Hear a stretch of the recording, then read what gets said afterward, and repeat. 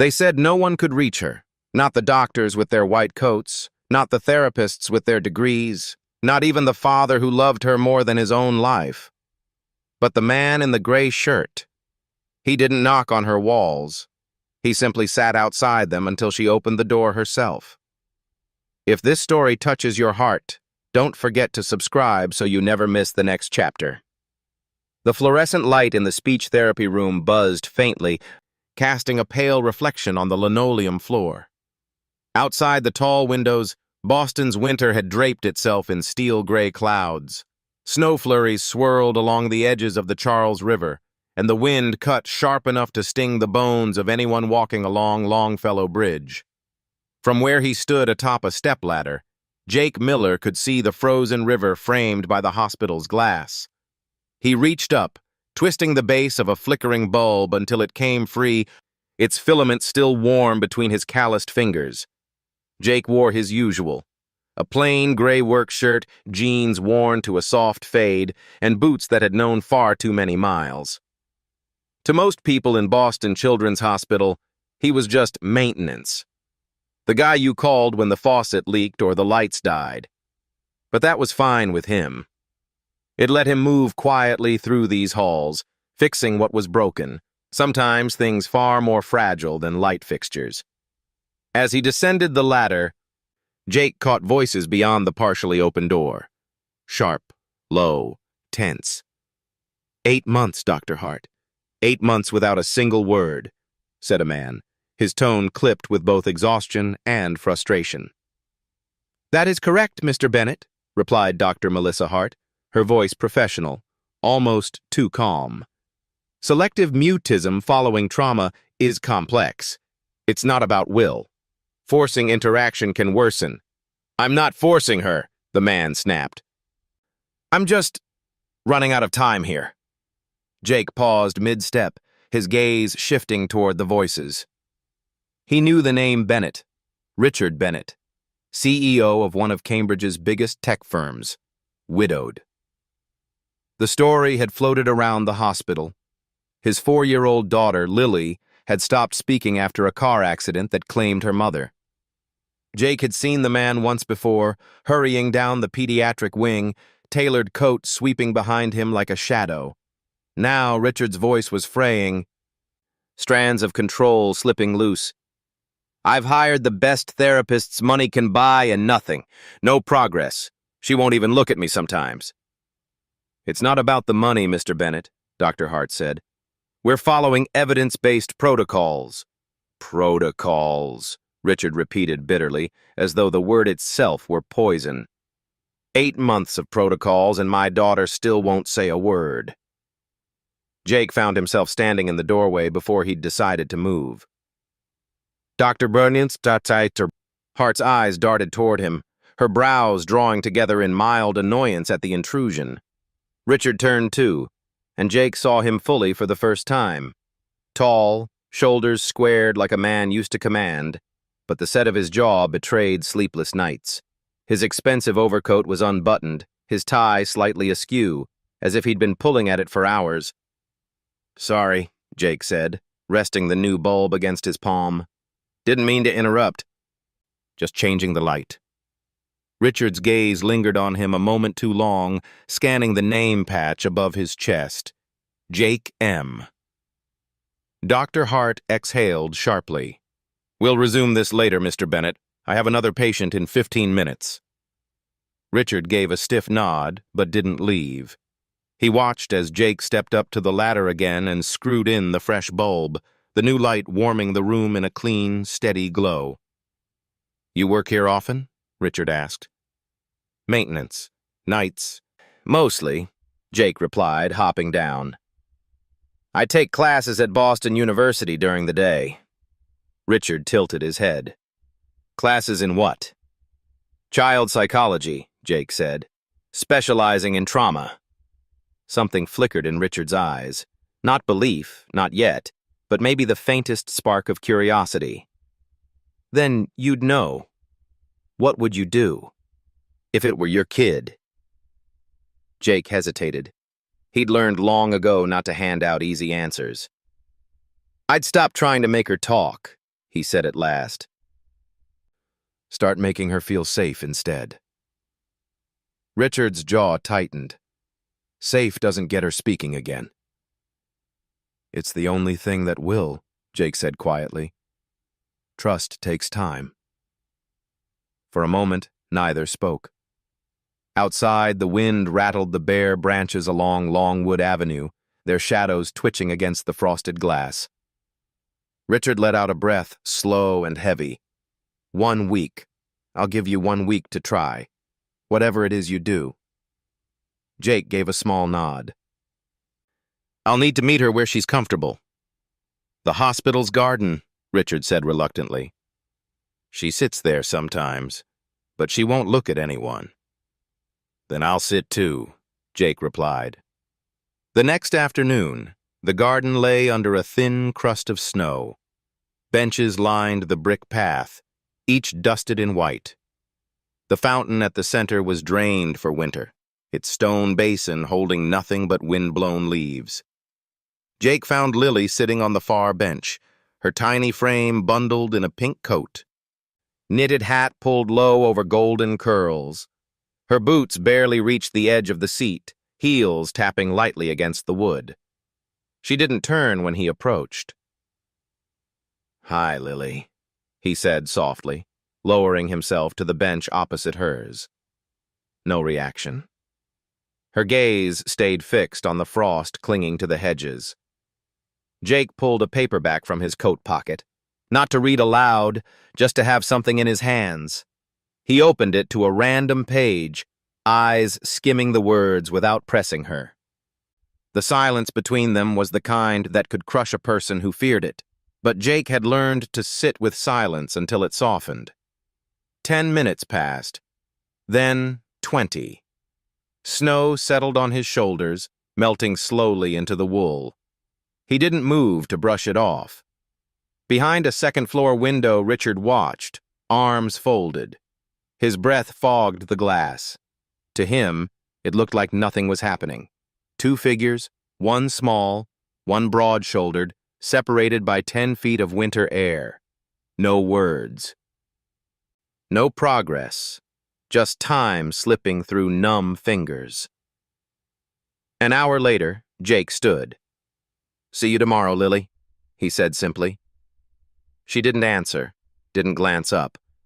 But as Jake walked away, he thought he caught the smallest shift, the way her mittened hands stopped fidgeting for just a moment, as if listening. That night, Jake lay awake in his small apartment above a corner store in Alston. The radiator clanked fitfully, and the city's glow bled through the blinds. He thought about Lily's stillness, the way she seemed to fold herself into the background of the world. He'd seen it before, years ago, in a dusty Afghan village where a little girl sat by a broken well and stared at the ground, silent as stone. That girl had been his sister for a while, back in foster care, until she wasn't anymore. Silence could be armor, and armor was never put down easily. The week ahead would be the test Richard demanded, but Jake wasn't counting days. He was counting heartbeats, the quiet kind you could only hear if you stayed close enough, long enough, without asking for anything in return. The garden at Boston Children's Hospital was never meant for winter.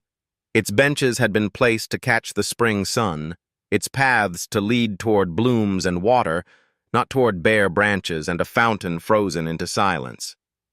Yet here, in the season's coldest months, it became a sanctuary of a different kind, a place where the world slowed down enough for wounds to breathe. On his second afternoon with Lily Bennett, Jake Miller arrived early. The January wind knifed down the narrow gap between the cardiology wing and the therapy center, bringing with it the scent of salt from Boston Harbor. He zipped his gray coat to the collar, pulled his knit cap lower, and carried a thermos in one hand. Inside was hot chocolate, real cocoa, whisked with milk in his small apartment that morning. He didn't know if Lily would drink it.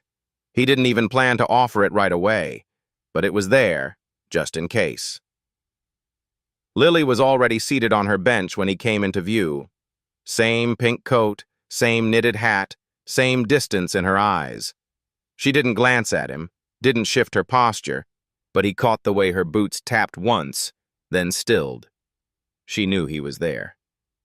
Jake chose the bench opposite hers again, settling into the cold wood with an easy sigh. He unscrewed the thermos lid, letting the steam curl into the frigid air, and took a slow sip. The rich scent drifted across the space between them. He didn't look at her. He didn't speak. Presence therapy wasn't about filling silence. It was about proving that silence was safe. Minutes stretched. A gull cried overhead, lost in the gray sky. Somewhere down in the street, a siren rose and fell, fading toward the Charles River. Jake let the sounds settle around them like snowflakes, each one light, harmless, passing. He thought of his foster sister Emily, the year she came to live with them. She had been 9 then, rail-thin and watchful, clutching a stuffed rabbit so tightly it seemed sewn to her hand. She hadn't spoken for months after being removed from her last placement. Jake, barely 16 at the time, had tried everything, jokes, questions, bribes of candy, and failed. It was their foster mother who taught him the lesson he now carried. Don't make her talk. Make her believe you'll still be here if she never does. Jake finished his cocoa, then set the thermos on the bench beside him. A chickadee landed on the edge of the drained fountain, hopping sideways along the rim. He watched it in silence. After a minute, the faintest sound came from the other bench, a boot scuffing against wood. He looked up, not at Lily, but at the bird. The chickadee tilted its head, then flitted away. In the therapy room upstairs, Richard Bennett stood by the window, his arms folded. He had canceled a board meeting to be here, though he wouldn't have admitted that to anyone at the office. He told himself he needed to supervise, to see whether this ex-sailor-turned-janitor had any method beyond sitting in the cold. But truthfully, he was afraid to miss something. Afraid that if Lily's first word came when he wasn't looking, it would slip away again like smoke through fingers. By the 3rd day, a pattern had formed. Jake would arrive with his thermos, sit on the bench opposite Lily, and simply be. Sometimes he read a paperback, the page turning soft and steady. Sometimes he closed his eyes and listened to the fountain's empty basin hum faintly in the wind. Always he left the same way. "See you tomorrow, Lily." Richard found the routine maddening. "This is what you call therapy?" he asked on the 4th afternoon, meeting Jake in the hallway afterward. "This is what I call trust building," Jake replied. "It's slower than you want, but faster than you think." "She's not talking," Richard said. "She's watching," Jake corrected. That night, Jake wrote notes for his child psychology class at Boston University. The concept of selective mutism filled a whole chapter in his textbook, clinical language wrapping around something he understood in his bones. It was not stubbornness, nor defiance. It was fear, woven so deep into the nervous system that words became dangerous. For a child like Lily, speech could only return when her body believed, truly believed, there was no threat. On the 5th day, something shifted. It began the same way. Jake arrived, Lily sat, silence stretched. But as he sipped his cocoa, he caught a flicker of movement. Her eyes, darting to him for half a second before returning to the frozen hedge. It was nothing. It was everything. He didn't smile or lean forward. He simply adjusted the thermos lid, the small motion a quiet acknowledgement. "I saw you. I'm still here." Behind the 2nd-floor glass, Richard's breath caught. He had seen it too, that blink of connection, as brief and fragile as frost before the sun. The next day, Jake brought something new, a wooden puzzle of animals, worn smooth from years of handling. He set it on the bench beside him without comment, letting the carved shapes catch the light. After a while, he fitted the fox piece into its slot with a soft click, then the rabbit. He left the others scattered. Lily's gaze slid sideways. She didn't move, but Jake could feel her attention stretch across the space between them like a bridge of thread. In the hallway later, Richard confronted him. "Why the puzzle?" "Because play is language without words," Jake said. "Sometimes you build a conversation out of shapes before you can build it out of sounds." Richard exhaled through his nose, fighting the urge to demand more speed. He wanted results. Investors in his company expected results, but this wasn't code to debug or a product to ship. This was his daughter. On Sunday, the hospital garden was nearly empty. Most staff stayed indoors, and the patients who came outside were bundled like Arctic explorers. Jake arrived to find Lily in the same spot, but her posture had changed. Less rigid, her legs swinging slightly. He sat down, placed the puzzle between them this time. No words, just an invitation. The wind shifted, bringing the faint smell of roasting chestnuts from a vendor down the street. Somewhere, church bells marked the top of the hour. Lily's mitten moved. Slowly, as if testing the air, she reached for the owl piece. She turned it in her hands, tracing the carved feathers with a fingertip. Then she set it into the puzzle's center with a click that seemed to echo in Jake's chest. He didn't thank her or praise her. He didn't need to. The act itself was the conversation. By the end of the week, Jake could feel the edges of something beginning to thaw. Lily still hadn't spoken, but she no longer seemed to guard her silence like a fortress. Sometimes, when he arrived, her eyes would flick toward him and away again, like a child checking to see if the sun still rose in the morning. Richard noticed too, though he tried to hide it. On Friday evening, as Jake packed up to leave, Richard stopped him at the garden gate. "You think this is progress?" Richard said. "I know it is," Jake replied. Richard's gaze drifted to where Lily was playing with the puzzle alone on the bench. "If she says even one word..." His voice trailed off. He looked back at Jake, the steel in his eyes softened by something almost like hope. "Then maybe I'll believe you." Jake didn't answer. He knew better than to promise what wasn't his to give. But as he walked toward the hospital doors, snow crunching under his boots, he thought of the way Lily's mitten had closed around that owl, and he believed enough for both of them. Richard Bennett's office on the top floor of Bennett Technologies in Cambridge was all clean lines and deliberate silence. Floor-to-ceiling windows looked out over the Charles River, the January light slicing across the glass like a blade. From this height, Boston seemed frozen in time. Bridges arched over sheets of ice, the gold dome of the State House catching what little sun managed to break through the clouds. Jake Miller sat in a low leather chair opposite the CEO's desk, his boots planted firmly on the polished walnut floor. He'd been here less than 5 minutes, but the air between them felt as taut as the rigging on a storm-tossed ship. He didn't need to be told this was not a social visit. Richard stood behind his desk, jacket off, shirt sleeves rolled to the elbows. It was an unguarded look for a man whose image in the business press was always immaculate. He leaned forward on his palms, studying Jake like he might study a line of code he couldn't quite trust.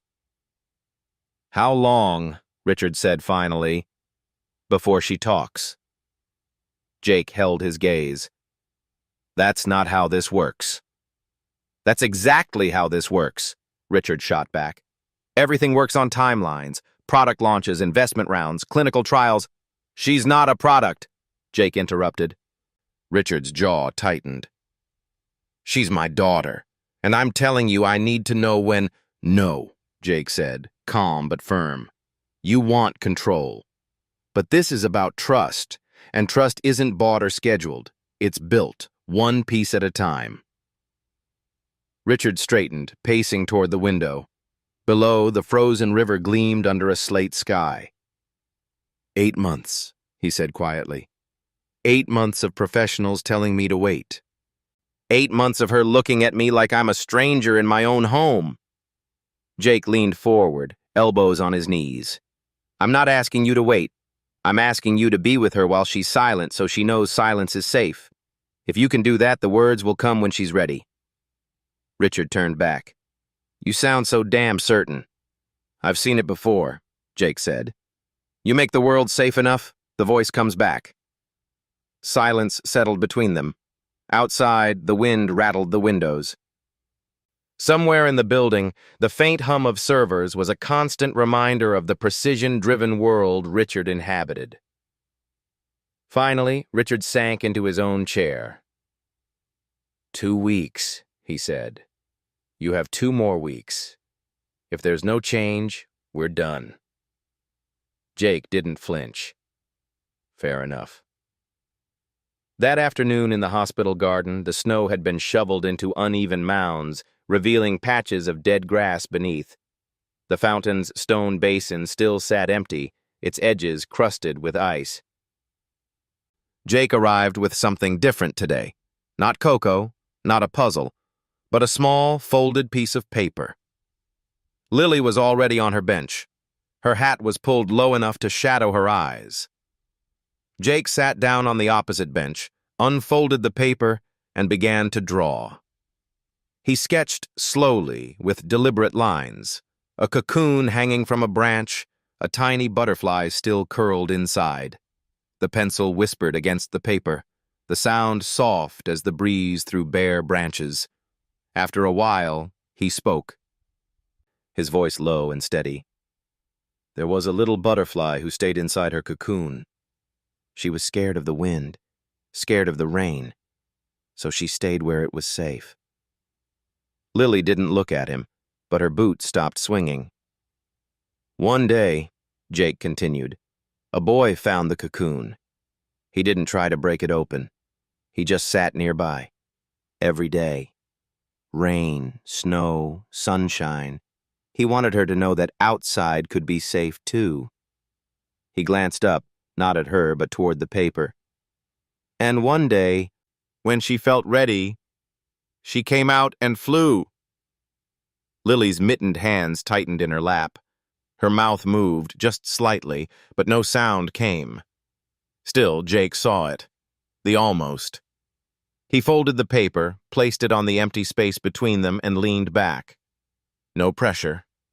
Just presence. Richard was waiting in the corridor when Jake came back inside. "You tell her stories now?" Richard asked, one eyebrow raised. "Stories are safe," Jake said. "Stories let kids try out words in their head before they say them out loud." Richard studied him for a long moment. "You really believe this is going to work?" Jake smiled faintly. "I wouldn't be here if I didn't." The next day brought a break in the weather. The sun, pale but determined, lit the garden in a thin gold. Jake found Lily crouched near the hedge, poking at the frost with a stick.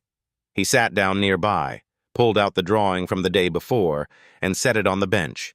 This time, she looked at it, briefly, then away again. He said nothing, just picked up the stick beside him and began tracing lines in the frost. Wavy rivers, small mountains, a round sun. When he finished, he brushed it away and started again. Half an hour later, Lily was sitting on her bench, the drawing in her lap. She didn't open it. She didn't have to. The fact that she held it was enough. Richard's patience was wearing thin, but he was watching. He found himself thinking less about deadlines and more about the subtle ways his daughter had changed. She no longer turned her body fully away from Jake. She sometimes followed his movements with her eyes. And once, just once, he caught her leaning forward, almost imperceptibly, when Jake spoke. That night, Richard sat in his kitchen, nursing a cup of coffee gone lukewarm. The house was quiet except for the hum of the refrigerator. Lily was upstairs, asleep. He thought about her voice, high, sweet, always narrating her playtime with stuffed animals before the accident. He'd give anything to hear that again. And now, a man in a gray shirt was asking him to give something harder. Time. On the 12th day of Jake's trial, the garden was alive with the sound of water. Maintenance had turned the fountain back on, a small gesture to brighten the bleak winter view for patients. The water gurgled softly into the basin, the sound carrying over the brick path. Jake arrived to find Lily staring at the fountain. Her hat was pushed back, revealing the golden curls that framed her face. He sat across from her, the folded butterfly drawing in his pocket. A sparrow landed on the fountain's edge, hopping toward the stream of water. It dipped its beak, shook droplets from its feathers. Lily's eyes followed it, her lips parting slightly. "Birdie," she whispered. The word was so soft, Jake almost thought he imagined it. But he didn't move, didn't react.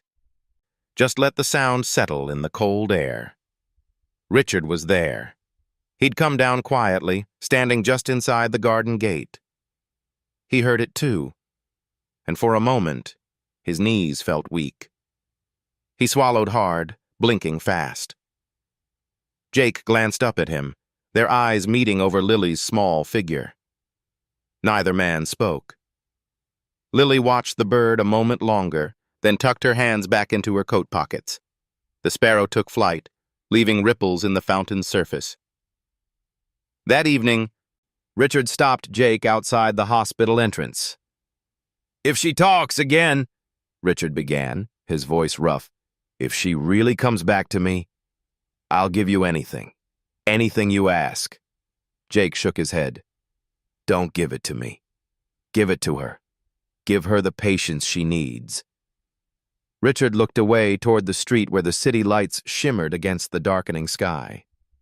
2 weeks, he said again, almost to himself. Maybe I can make it. Jake didn't answer. The moment didn't need words. The fountain had become their meeting place now, its low, steady murmur a backdrop that seemed to loosen the knots inside Lily's guarded world. Even in the brittle cold of February, Jake Miller preferred the garden to the hospital's fluorescent corridors. Out here, the rules were different. Time moved slower. Conversations, when they came, could rise and fall without the weight of an audience. On the morning after Lily's first whispered word, Jake arrived earlier than usual. The air was sharp, each breath drawing cold into his lungs, but the winter sun shone pale and steady over the Charles River. From the garden's brick path, he could see the water of the fountain catching light in small, liquid sparks. Lily was already there, perched on the familiar bench. Her pink coat was buttoned crookedly, one mitten dangling from a string sewn into the sleeve. She stared into the fountain's rippling surface as though she were watching something only she could see. Jake didn't announce himself. He simply took his place on the opposite bench, setting a small cloth bag on the space beside him. From it, he pulled a worn children's picture book, Owl Moon. He didn't open it right away. Instead, he let it rest on his lap and listened to the rhythm of the fountain. 5 minutes passed before Lily glanced at the book. Her eyes lingered, and Jake caught the faintest lift of her brows. "Story?" he asked softly. She hesitated, then gave the smallest of nods. He opened the book, his voice low and even, letting the words blend with the sound of the water. "It was late one winter night, long past my bedtime, when Pa and I went owling." He didn't look up often, but when he did, he caught her watching the page, tracing the illustrated snowbanks with her gaze. Halfway through, a shadow passed overhead. A sparrow, braving the cold, landed on the fountain's edge. Lily's eyes followed it, her lips parting slightly. "Birdie," she whispered again, louder than before. Jake kept his expression steady, but inside the word was a flare in the dark. "Yes," he said gently. "A birdie." Her gaze flicked to him, then back to the sparrow. "Thirsty birdie," she murmured. The 2 words, fragile and miraculous, hung in the cold air. Jake nodded, his voice warm. "Yes, he's drinking." From the corner of his eye, Jake noticed movement beyond the garden's gate. Richard Bennett stood there, still as the stone pillars, his eyes locked on his daughter. He hadn't expected to hear her voice again so soon, not like this, unprompted, tied to something as simple as a bird at a fountain.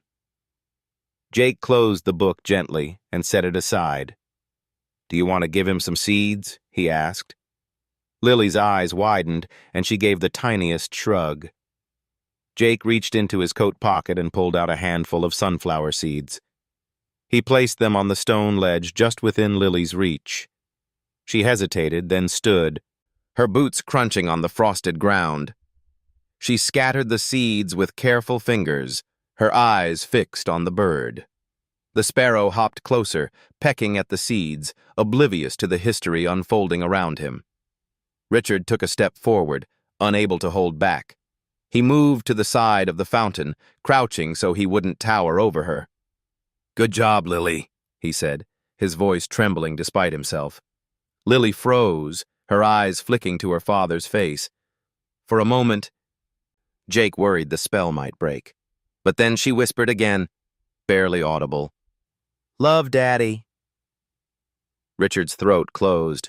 He looked to Jake, his eyes shining with something between gratitude and disbelief. Jake simply nodded, the moment needing no translation. Later, in Dr. Hart's office, Richard recounted what had happened.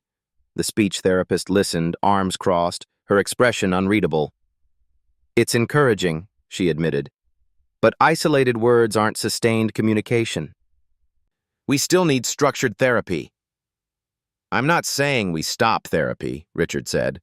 "I'm saying, whatever Jake's doing, it's working. We keep going." Dr. Hart sighed. "Mr. Bennett, Mr. Miller's methods aren't sanctioned by the hospital. If something goes wrong, I'll take full responsibility," Richard said, his voice firm. "If you have a problem with that, send your concerns to my attorney." Jake, seated quietly in the corner, didn't react. He'd learned to let Richard fight the battles in rooms like this. His job was in the garden, where the real work happened. 2 days later, Jake returned to the fountain with something new, a small Bluetooth speaker. He set it on the bench, letting it play soft recordings of forest sounds, wind through leaves, distant bird calls, the rush of a stream. Lily tilted her head, listening. "Where's that?" she asked suddenly. The question startled him, not just because it was the first direct question she'd asked, but because it came so naturally. "That's a forest in Maine," he said, keeping his voice casual. "Lots of trees, lots of animals." Her eyes flickered toward him, then back to the fountain. "Pretty," she said. He nodded. "Someday, maybe we can go there." She didn't answer, but she didn't look away either. That afternoon, Richard joined them in the garden. He sat on the bench beside Lily for the first time, careful not to crowd her. She glanced at him, then at Jake, as if seeking silent confirmation that this was okay. Jake gave her the smallest nod. Richard didn't speak at first. He just watched the water, listened to the forest sounds playing from the speaker. After a while, Lily leaned slightly against his side. Not much, just enough for Richard to feel her weight. He closed his eyes, letting the moment root itself in his memory. "Love you, Daddy," she whispered again. This time, Richard didn't have to fight for breath. He simply put his arm around her and whispered back, "Love you too, Bug." That night, Richard called Jake. "If she says a full sentence," he said, "I'll make good on what I promised. Anything." Jake was quiet for a moment. "You don't have to bargain with me, Richard. I'm not here for that." "I know," Richard said, "but I need you to know I mean it." Jake didn't argue. Some debts couldn't be written on paper. 2 mornings later, the sky was a hard, clear blue. The garden felt different, less like a waiting room, more like a shared place. Lily arrived with a small notebook in her hands. She sat beside Jake, opening it to a page where she'd drawn a crude butterfly. "For you," she whispered. Jake accepted it with both hands, as if she'd handed him gold. "Thank you, Lily. It's beautiful." She looked at him, really looked, and for the first time, he saw the glimmer of a smile. Richard watched from the gate, the cold biting at his fingers. For months he'd lived with the fear that his daughter's voice was gone forever. Now, in the space of days, it was returning. Not in the therapy rooms lined with charts and timers, but here, by a fountain, with a man in a gray shirt and the patience to wait.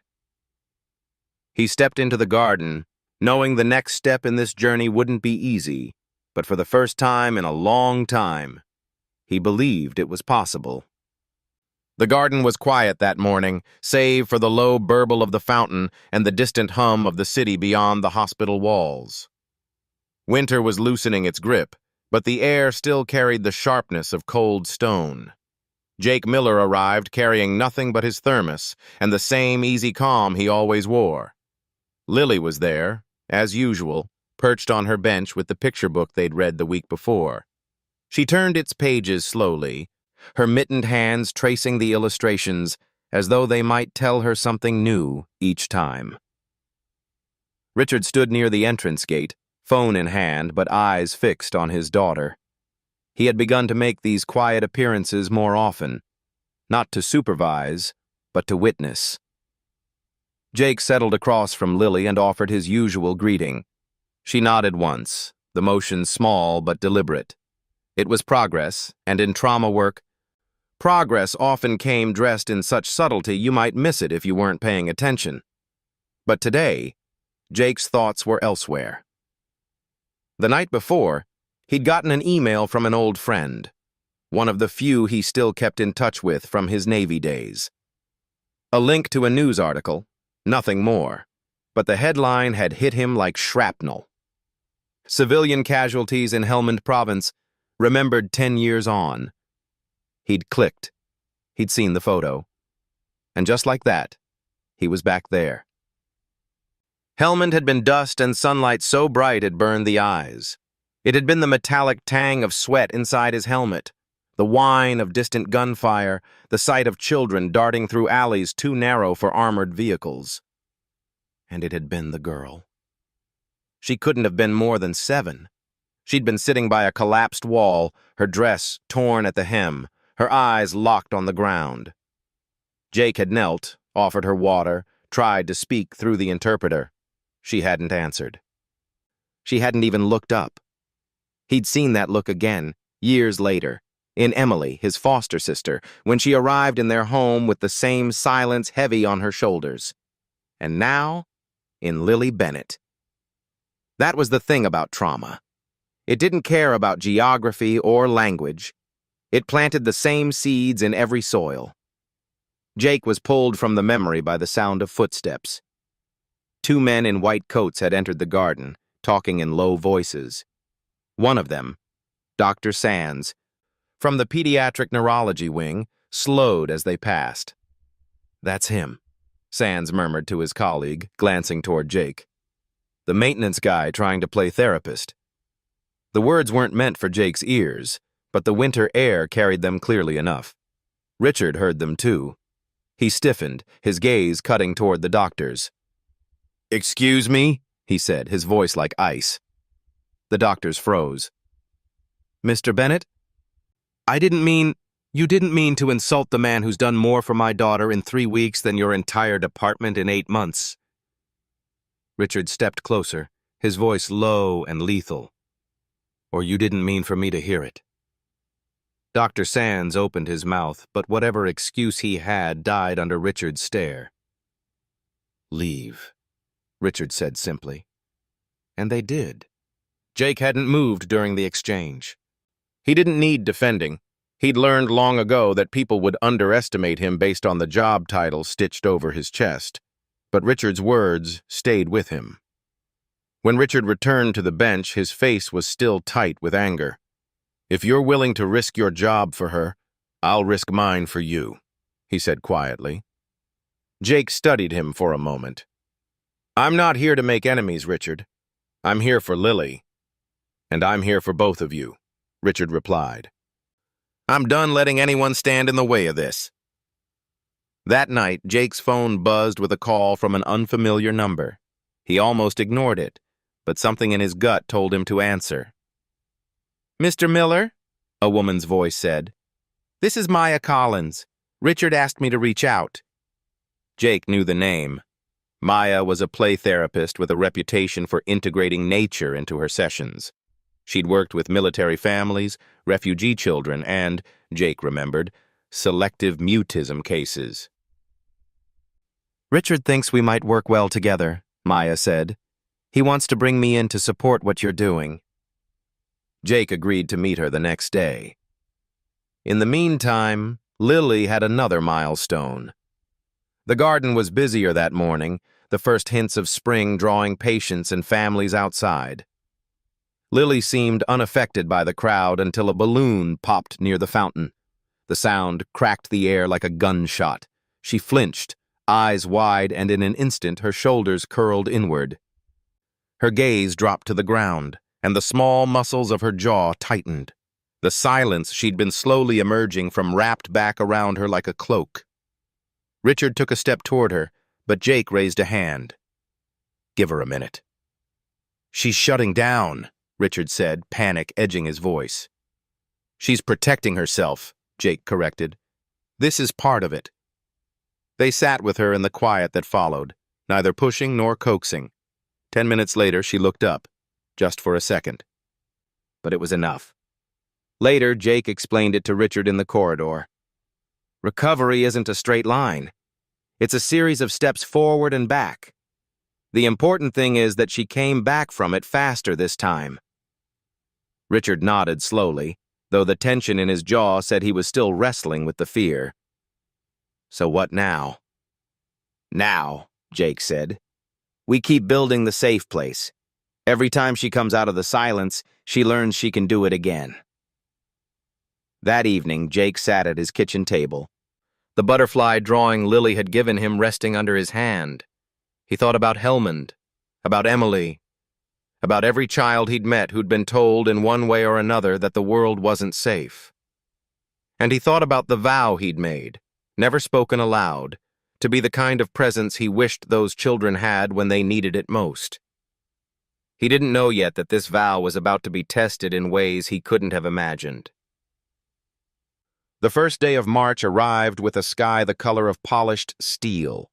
Snow lingered only in the shaded corners of the hospital garden, and the air smelled faintly of wet earth. The fountain ran freely now, its sound richer than before, each drop landing with a rhythm that seemed to promise movement forward. Jake Miller came into the garden carrying a canvas tote. Inside were 3 things: a set of laminated picture cards, a small portable speaker, and a children's book with thick, sturdy pages. He'd spent the night before choosing each item carefully. Lily's progress, those scattered whispers, the gift of the butterfly drawing, had opened the door. Now he meant to keep it open. Lily was already on the bench when he arrived, her pink coat traded for a light purple one. She glanced at the tote, curiosity flickering in her eyes, but said nothing. "Morning, Lily," Jake said, settling across from her. He pulled out the picture cards and spread them face up on the bench beside him. Images of animals, objects, and simple actions. "Want to play a game?"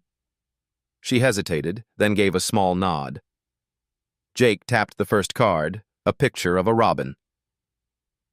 "This is..." he began, then trailed off deliberately. Her eyes darted to the card, then to the fountain, then back to him. "Birdie," she whispered. He smiled, not too broadly, just enough for her to see he'd heard. "Yes, Birdie." They went through a handful of cards this way. Tree. Water. Book. Sometimes her voice caught. Sometimes the word was no more than breath. But each one was a drop in a stream, and Jake could hear the current starting to flow. Richard stood at the garden gate, arms folded against the cold. He'd heard Jake's theory about presence therapy enough times to recite it himself, But hearing his daughter speak, really speak, was something different. It hit him low in the chest, the way a familiar song could bring back an entire year of your life in 3 notes. Jake picked up the sturdy book from the tote. "Want to read with me?" he asked Lily. She nodded again, a fraction quicker than before. He opened to the first page, sliding his finger under the words as he read. When he paused mid-sentence, she filled in the blank. Not every time, not perfectly, but with growing confidence. By the 3rd page, Richard had moved closer, sitting at the far end of the bench. Lily didn't recoil. She even leaned slightly toward him as she pointed at a picture of a fawn. "Baby dear," she said. Richard's throat tightened. "That's right," he said softly. The next afternoon, Jake introduced something new. Music. From the portable speaker came a gentle stream of sounds. Water over rocks, wind in tall grass, and beneath it, a faint melody played on a wooden flute. "Close your eyes," he told Lily. "Tell me what you hear." She shut her eyes obediently. "Water," she whispered. A pause. Birds. Another pause. "Pretty song." Jake nodded. "Do you like it?" "Yes," she said. It was the first clear yes he'd heard from her. By the end of that week, Lily's speech had taken on a halting rhythm, 2- and 3-word phrases that tumbled out unexpectedly. "Thirsty birdie. Read more. Love, Daddy." Each time, Richard seemed to store the moment somewhere deep, as if he could keep it against the lean years of silence they'd endured. Jake kept his methods varied but consistent. Picture cards, shared reading, time spent simply sitting near the fountain. He knew not to push too fast. With trauma, rushing was another form of pressure. One morning, the 3 of them sat together in the garden. Richard was beside Lily, Jake across from them. The air was cold enough to pink their cheeks, but the sun was warm on their faces. Jake held up a card showing a glass of water. "What's this?" Lily tilted her head. "Drink," she said, then added after a moment, "For Birdie." Richard laughed, a sound that felt strange in his own throat after months of tension. "You're right," he said. Without thinking, Lily turned into him and wrapped her arms around his waist. "Love you, Daddy," she said clearly. Richard froze, then returned the embrace, bending to kiss the top of her hat. "Love you more, Bug." Jake let the moment stretch before speaking again. "That's why we do this," he said quietly, almost to himself. Richard looked at him over Lily's head. "You're not just helping her talk," he said. "You're teaching me how to be with her." Jake shrugged lightly. The 2 things aren't so different. Inside the hospital, not everyone was celebrating. The board of directors had begun whispering about liability, about unauthorized treatment. Dr. Hart called Richard into her office. "Mr. Bennett, I know you care deeply about your daughter's progress," she began, "but Mr. Miller's involvement puts us in a difficult position." Richard sat back, expression unreadable. "A difficult position is having a daughter who won't look you in the eye for 8 months. This isn't personal. It's entirely personal," Richard cut in. "And it's working. If you want to shut him down, you'll have to go through me." Dr. Hart sighed. "I'm warning you, the administration could terminate his employment." Richard's mouth twitched into something almost like a smile. "Then maybe I'll just hire him myself." That evening, Jake was in his apartment grading a mock assessment for his child psychology class when his phone buzzed. It was Richard. "Had a meeting with Hart today," Richard said without preamble. "They might try to pull you off the case." Jake's hand stilled on the pen. "Figured as much." "I told them they'd have to go through me," Richard continued. "And if they fire you, I'll find another way. Even if I have to fund it myself." Jake was quiet for a long moment. You'd really go that far? For her? Richard's voice softened. For her, I'd go further. The next day, Jake arrived at the garden with a new plan. He'd brought a small watering can, bright yellow and just the right size for Lily's hands.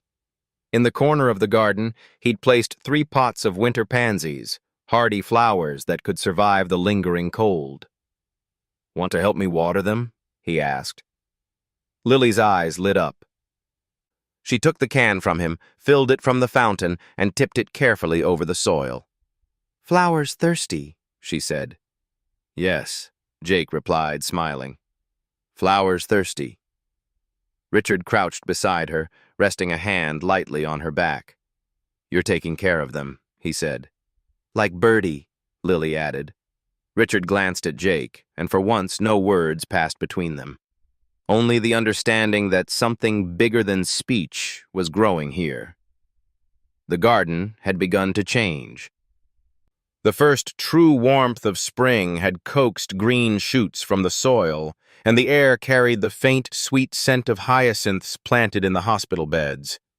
Lily's words, once as rare as these blooms, now came more often, quiet but confident, like birds returning after a long winter. That morning, Jake Miller arrived with the canvas tote slung over his shoulder and found Lily waiting by the fountain. She was leaning forward, peering into the shallow water where 2 goldfish glided slowly under the surface. Orange fish, she whispered as he approached. He smiled. Yes, they're new. Richard sat on a bench nearby, his laptop balanced on his knees, though he wasn't typing. These days, he made more time to be here, sometimes working remotely from the garden just so Lily would see him without feeling his presence as a demand.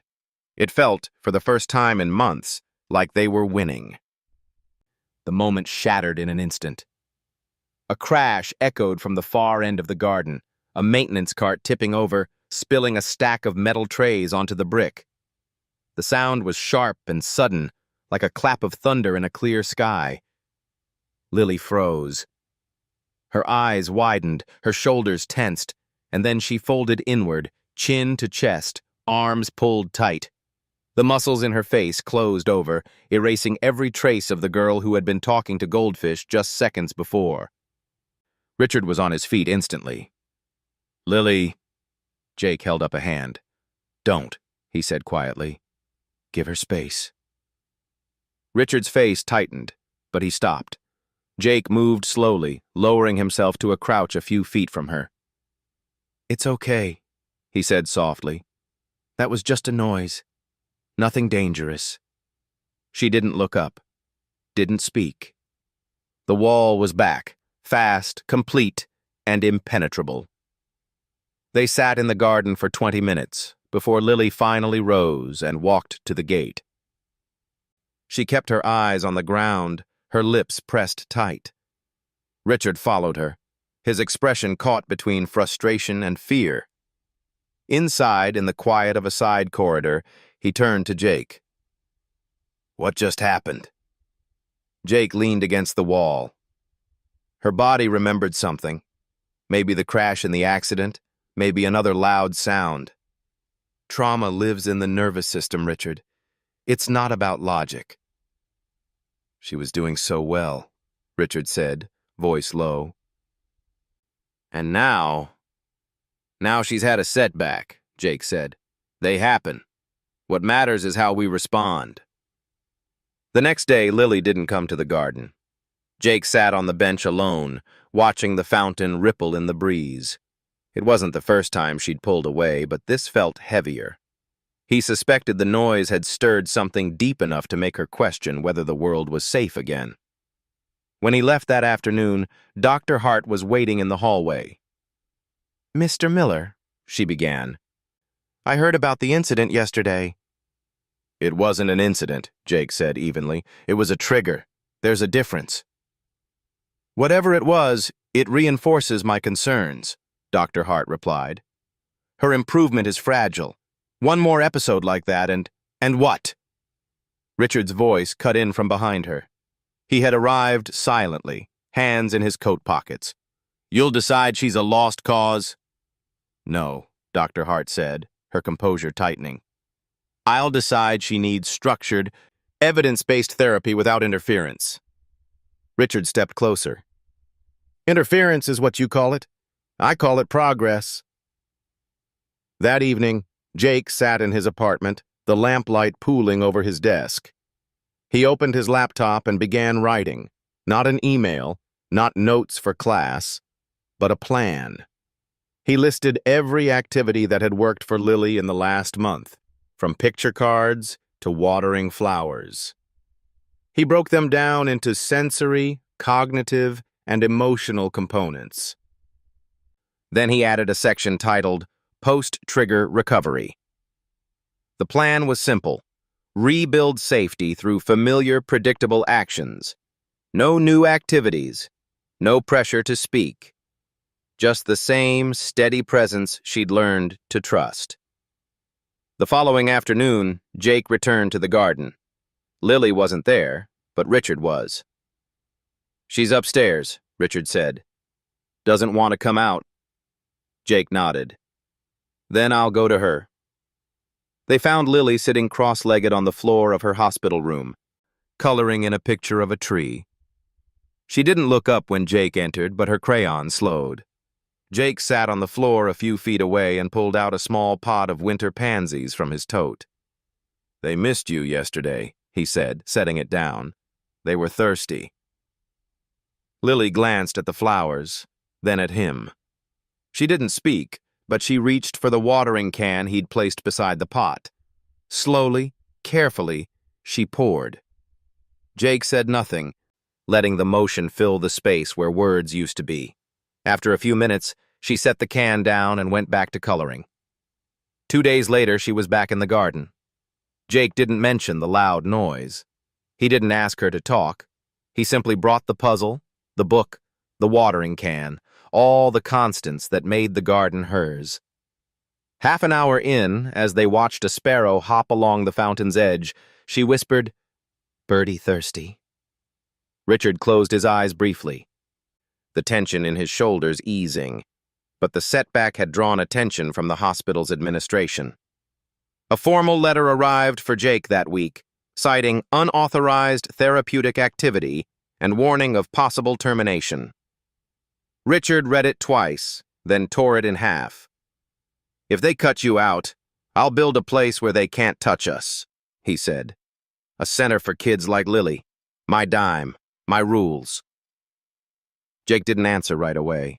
His eyes were on the fountain, on the girl who had just started speaking again after being pulled back into silence.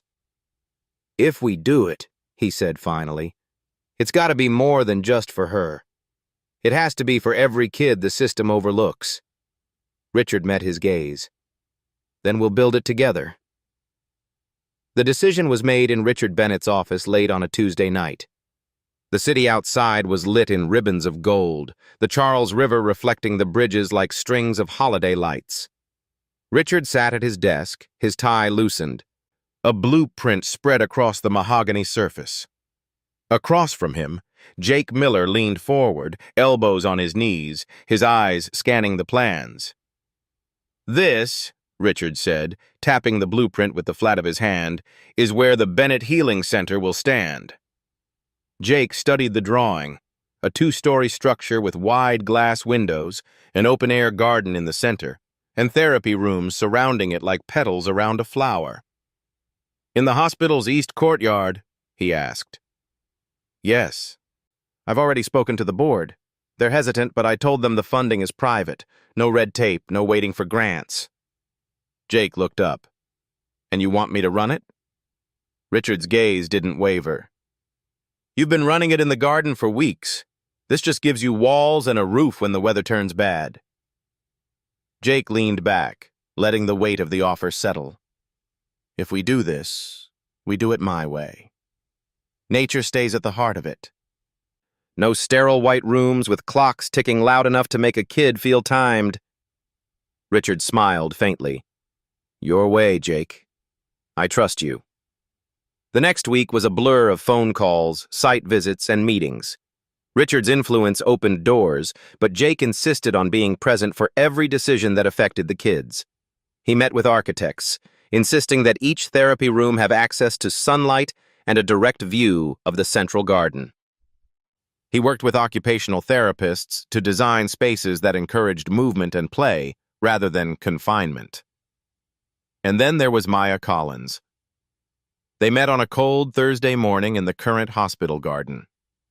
Maya arrived with a canvas backpack and an easy smile, her hair pulled into a messy bun. "You're Jake," she said, offering a hand. "Richard's told me you're the guy who can make a kid talk without saying a word." Jake shook her hand. "I'm just good at listening." She grinned. "That's rarer than you think." They walked the perimeter of the proposed site together, trading ideas. Maya suggested a sensory pathway lined with different textures, smooth stones, soft grass, wooden planks that kids could walk barefoot to reconnect with their bodies. Jake added the idea of a small aviary in the garden's corner, knowing how animals had drawn Lily out. By the end of the walk, they'd sketched a dozen concepts in Maya's notebook. When they told Lily about the new center, she was sitting on the garden bench, tracing the grain of the wood with her mittened finger. "This place," Jake said, gesturing around them, "is going to get bigger. We're building a new garden, with more flowers, more animals, and rooms where kids can play and draw." Lily looked up, her eyes curious. "My garden?" Jake smiled. "Yes, your garden, and you get to help us make it." For the first time, she grinned, a small, shy curve of her lips. "Pink flowers," she said. Richard chuckled. "We'll have as many as you want." Construction began in early April. The sound of drills and hammers filled the east courtyard, but Lily wasn't bothered. Jake made sure she was part of it, helping choose paint colors, picking out furniture for the reading nook, even selecting the bird species for the aviary. She moved through the half-finished hallways with a clipboard in hand, looking for all the world like the smallest project manager in Boston. One afternoon, Maya joined her in the garden to paint signs for the different areas of the new center. "This one's for the butterfly garden," Maya said, handing Lily a brush. Lily painted carefully, then held up the sign. "Butterfly safe," she said. Maya glanced at Jake, smiling softly. She gets it. By late May, the Bennett Healing Center was nearly complete. The glass walls gleamed in the sunlight. The central garden was planted with a riot of color. And the sensory pathway wound like a ribbon through the space. The aviary held finches, canaries, and a pair of doves that cooed softly in the mornings. Lily's favorite part was a small wooden stage at one end of the garden, built for storytelling and puppet shows. She would stand on it in the evenings, telling stories to Jake and Maya, still short, still halting, but filled with the imagination she'd kept hidden for so long. Richard often watched from a bench nearby, a quiet pride settling over him like a well-worn coat. For months he'd fought to bring his daughter's voice back. Now he realized it wasn't about forcing words, but creating a place where they could grow naturally. On the morning of the grand opening, the center smelled of fresh wood and blooming lavender.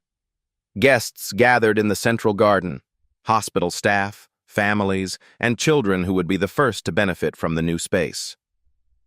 Richard stood at the small podium, the spring sunlight catching in his hair. "This center," he began, "is not just a building. It's a promise that every child who walks through these doors will be met with patience, with presence, and with the belief that their voice matters." He glanced toward Jake, who stood off to the side with Lily holding his hand. And it wouldn't exist without the man in the gray shirt who refused to give up. The crowd applauded, but Jake's eyes were on Lily. She looked up at him, then stepped forward, her small hand slipping from his. She walked to the podium, her boots making soft thuds on the wooden stage. Richard bent to her level, ready to lift her up to the microphone, but she shook her head. She stood on her toes, took the mic in both hands, and spoke. "This," she said clearly, "is our garden." A hush fell over the crowd. Then applause, louder this time, with a warmth that seemed to fill every corner of the courtyard. Richard's eyes shone, Jake's throat tightened, and Lily, basking in the moment, smiled as if she'd been doing this her whole life. After the speeches, the guests wandered the garden paths, children exploring the sensory stations and peeking into the aviary. Jake watched as Lily led a group of kids to the butterfly garden, pointing out the pink flowers she'd chosen. Richard stood beside him. "You know," Richard said quietly, "I thought building this place was for her. But I think it was for me, too." Jake glanced at him. "How so?" Richard's gaze followed his daughter. "It reminded me that healing isn't about fixing what's broken. It's about building something new around it." Jake nodded slowly, "And making sure it's strong enough to hold." That evening, after the crowd had gone, the three of them stayed behind. The garden glowed in the soft light, the sound of the fountain mingling with the distant hum of the city. Lily sat cross-legged on the wooden stage, a jar in her lap. Inside, a monarch butterfly rested against the glass. "Ready?" Jake asked. She nodded. Together, they unscrewed the lid. The butterfly hesitated, then fluttered into the warm air, circling once before disappearing over the garden wall. "You're safe now," Lily whispered after it. "You can fly." Richard's hand found Jake's shoulder. "You gave her that," he said. Jake shook his head. "She gave it to herself. I just sat outside the walls until she opened the door." Spring deepened into summer, and the Bennett Healing Center seemed to breathe with the season. The garden bloomed in layers, tulips giving way to peonies, then roses, each wave of color drawing children outside like a quiet invitation. The air was full of scents and sounds, lavender brushing the edges of the sensory path, finches chirping in the aviary, the steady heartbeat of the fountain. For Jake Miller, the transformation was more than botanical.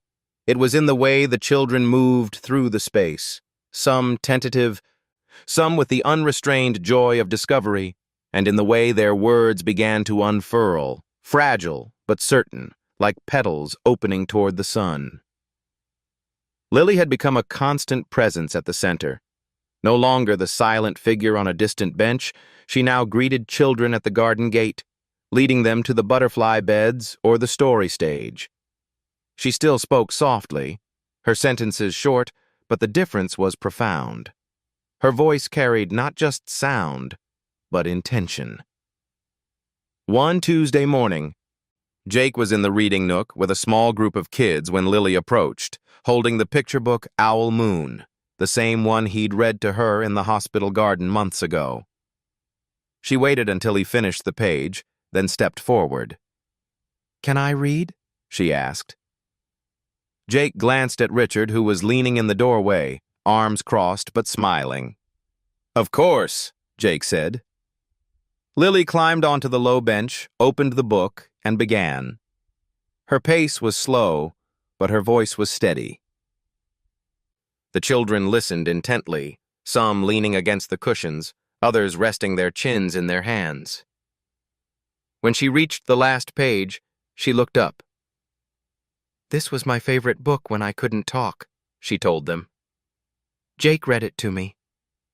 It made me feel safe." Jake felt something tighten in his chest. Richard's eyes shone, but he said nothing, letting the moment belong entirely to her. By early June, the center's reputation had spread beyond the hospital. Parents from across Massachusetts called to ask about the program. Volunteers arrived daily, trained by Jake in the art of presence therapy, not rushing, not coaxing, just creating conditions where words could grow. Maya had taken on a lead role in structuring the play therapy sessions.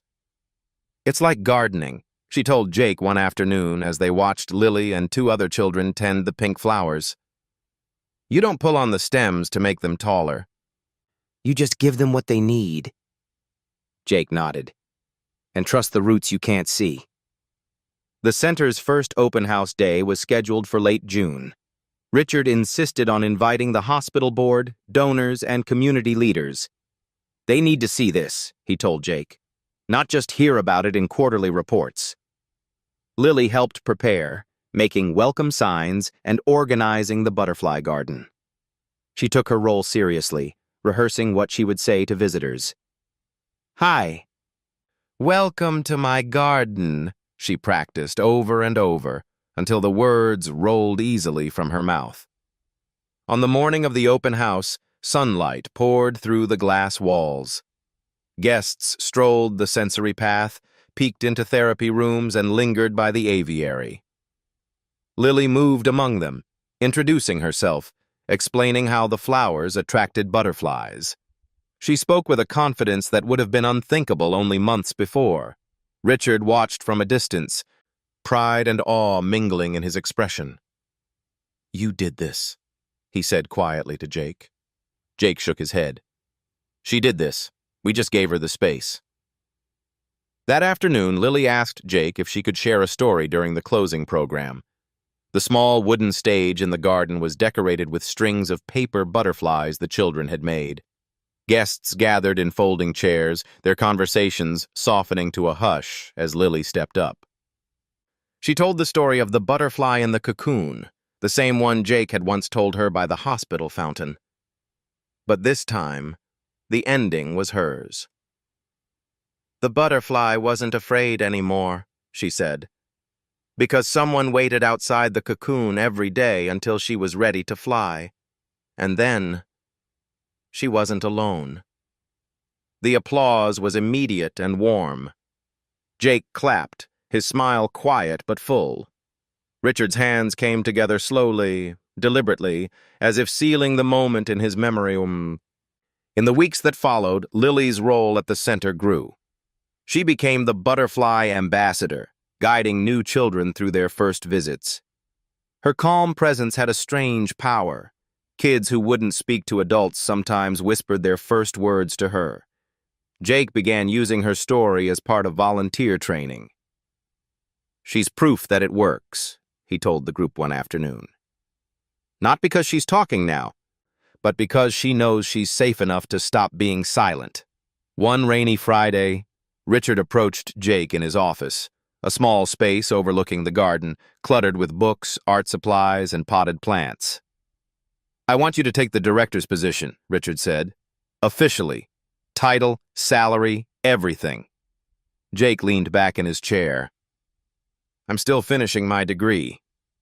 "Then we'll call you acting director until the ink's dry on your diploma," Richard replied. "The center needs a leader who knows it from the roots up, and that's you." Jake considered for a long moment, his eyes drifting to the window where Lily was showing a new boy how to feed the doves. "All right," he said finally. "But only if you let me keep running the garden sessions." Richard grinned. "Wouldn't dream of taking that away." The center's reach began to extend beyond the hospital. Jake and Maya organized weekend workshops for families, teaching them how to create safe spaces at home.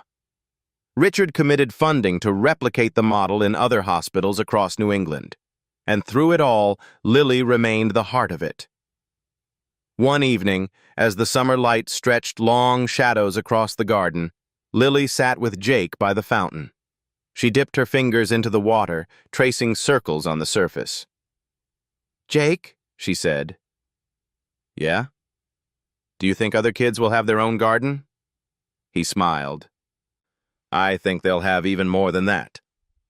She thought for a moment, then nodded. "Good." A year had passed since the day Jake Miller first sat across from Lily Bennett in the hospital's winter garden, his presence the only bridge between her silence and the world waiting for her voice. Now, on a warm April morning, the Bennett Healing Center stood in full bloom, its central garden alive with color, laughter, and the hum of life. From the open windows of the therapy rooms, sunlight spilled onto the sensory path.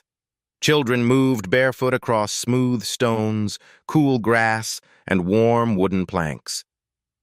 The air was filled with scents: lavender, pink roses, and the faint citrus tang of lemon balm planted along the walkways. Jake stood near the fountain, watching Lily weave through the crowd of families who had come for the center's anniversary celebration. She wore a pale blue sundress, her hair loose and catching the light.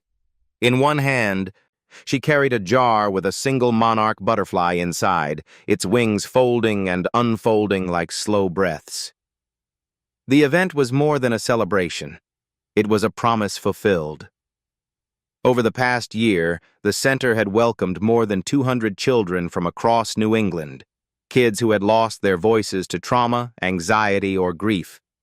Many of them now spoke freely in the garden, their laughter mingling with the bird song from the aviary.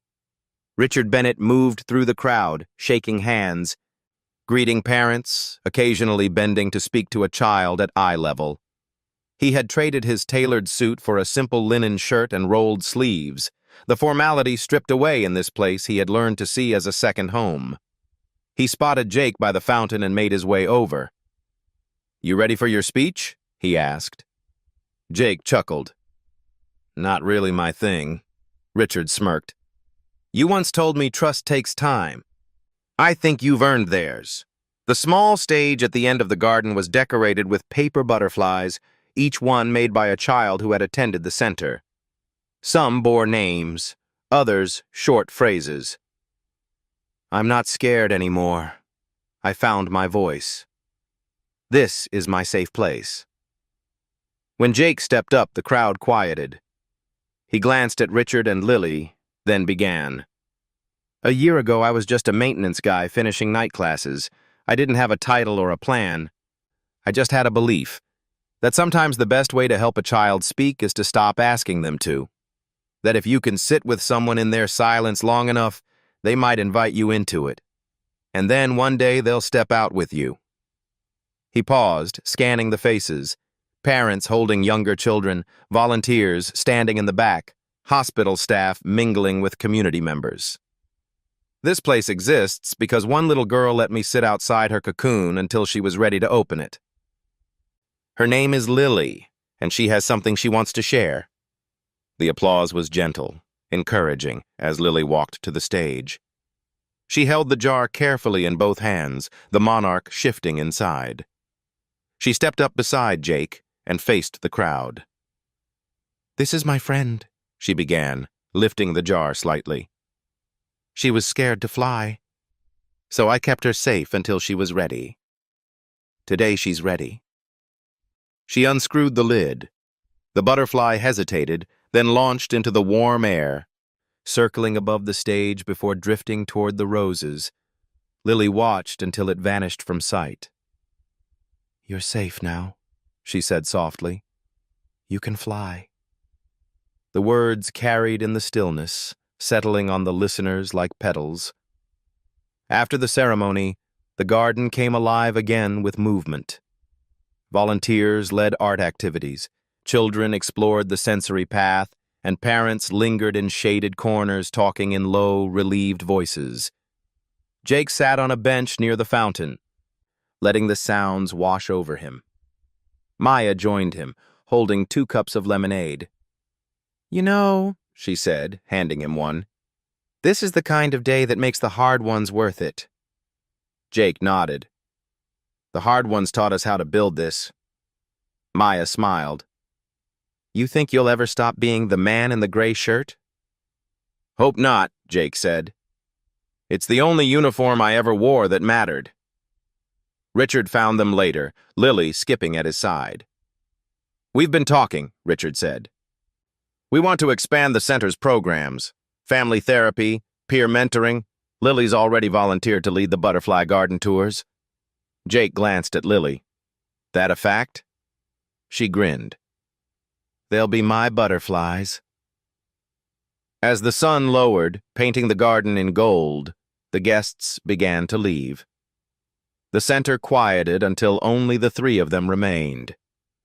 Lily wandered toward the fountain, crouching to watch the water catch the light. Richard sat beside Jake on the bench. "You know," he said, "when I first met you, I thought I was hiring a guy to fix a broken light. Turns out you were here to fix something else entirely." Jake shook his head. Nothing was broken. She just needed someone to see the world from her side of the bench. They sat in companionable silence. The kind Jake knew was still the most powerful kind. Later, as they locked up, Lily ran ahead to the garden gate. She turned back, her voice clear and sure in the quiet evening. "Come on, Dad. Come on, Jake. We have to go home." It was the first time she had called it that, the place beyond the center, where they would all return together. And in that moment, Jake realized her voice wasn't just back. It was free. The Bennett Healing Center would go on to inspire similar spaces in hospitals across the state. But for Jake, the legacy was simpler. One child, one safe garden, one voice opening like wings. And for Lily Bennett, it was the knowledge that her voice could carry her anywhere, and that she would never again have to speak into silence alone. The story of Jake Miller and Lily Bennett is living proof that patience, unconditional love, and a safe space can heal even the deepest wounds. From a quiet winter garden to the vibrant Bennett Healing Center, this journey not only brought back one little girl's voice, but also lit a path of hope for hundreds of other children. Thank you for staying until the very end of this story and walking alongside every step of the character's transformation. If you enjoy heartfelt, healing, and inspiring stories like this, don't forget to subscribe so you won't miss the next journey.